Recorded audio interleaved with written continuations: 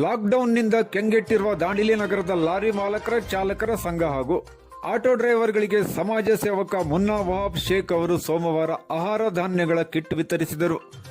ದಾಂಡೇಲಿ ನಗರದಲ್ಲಿ ವ್ಯಾಪಕವಾಗಿ ಕೊರೋನಾ ಸೋಂಕು ವ್ಯಾಪಿಸಿರುವುದರಿಂದ ಸೀಲ್ಡೌನ್ ಮಾಡಲಾಗಿದೆ. ಇದರಿಂದ ಜೀವನ ಭದ್ರತೆ ಇಲ್ಲದೆ ಅತಂತ್ರ ಸ್ಥಿತಿಯಲ್ಲಿದ್ದ ಲಾರಿ ಮಾಲಕರು, ಚಾಲಕರು ಮತ್ತು ಆಟೋ ಡ್ರೈವರ್ಗಳನ್ನು ಗುರುತಿಸಿ ನೆರವು ನೀಡುವ ಕಾರ್ಯವನ್ನು ಹಮ್ಮಿಕೊಳ್ಳಲಾಗಿತ್ತು. ಸಮಾಜ ಸೇವಕ ಮುನ್ನಾ ವಹಾಬ್ ಶೇಖ್ ಅವರು ಕಷ್ಟದಲ್ಲಿದ್ದ 140 ಜನರಿಗೆ ಆಹಾರ ಧಾನ್ಯಗಳ ಕಿಟ್ ವಿತರಿಸಿರುವುದು ಎಲ್ಲರ ಮೆಚ್ಚುಗೆಗೆ ಪಾತ್ರವಾಯಿತು. ಇವರ ಸೇವಾ ಮನೋಭಾವಕ್ಕೆ ಯುವ ಮುಖಂಡ ದಾವಲ್ ಸಾಬ್ ನೀರಲ್ಗಿ ಅವರು ಸಾಥ್ ನೀಡಿ ವಿತರಣೆಯಲ್ಲಿ ಲೋಪವಾಗದಂತೆ ನೋಡಿಕೊಂಡರು. ಈ ಸಂದರ್ಭದಲ್ಲಿ ಉಸ್ಮಾನ್ ಶೇಖ್, ಶಫಿ ಶೇಖ್ ಮತ್ತು ಇಕ್ಬಾಲ್ ಶೇಖ್ ಉಪಸ್ಥಿತರಿದ್ದರು.